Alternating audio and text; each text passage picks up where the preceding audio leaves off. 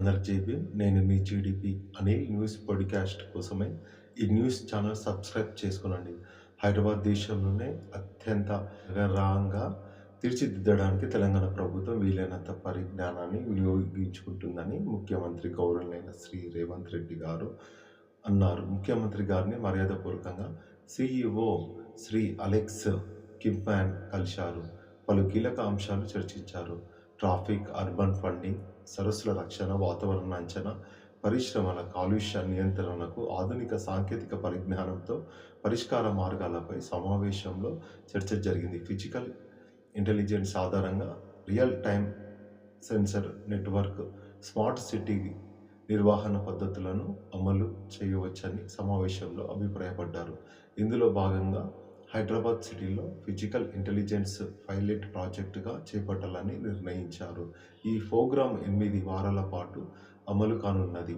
Physical intelligence ప్రాజెక్టులో భాగంగా CCTV వ్యవస్థను రియల్ టైమ్ ఇంటెలిజెన్స్ ప్లాట్‌ఫారమ్‌గా మార్చడం జరుగుతుంది. ట్రాఫిక్, ప్రజా భద్రత, అత్యవసర సేవలను ఏఐ ఆధారిత అంచనాలతో ఒకే చోట సమన్వయం చేశారు. ఇంటిగ్రేటెడ్ కమాండ్ కంట్రోల్ సెంటర్ నుండి లైవ్‌గా మానిటరింగ్ నిర్వహిస్తారు. పైలట్ ప్రోగ్రాం పూర్తయ్యే సమయానికి హైదరాబాద్ దేశంలోనే తొలి ఫిజికల్ ఇంటెలిజెన్స్ సిటీగా మారుతుందని అంచనాలున్నాయి. భారత్ ఫ్యూచర్ సిటీ పరిశోధన, స్వస్థర పారిశ్రామిక కేంద్రంగా అభివృద్ధి చేయాలనే ప్రభుత్వం సంకల్పాన్ని తెలంగాణ రైజింగ్ 2047 లక్ష్యాలను ముఖ్యమంత్రి గారు వివరించారు. ఆర్థిక వృద్ధి ఫిజికల్ ఇంటెలిజెన్స్ అత్యుత్తమ పరిష్కారాలను అందిస్తుందని అలెక్స్ కింప్మాన్ గారు పేర్కొన్నారు.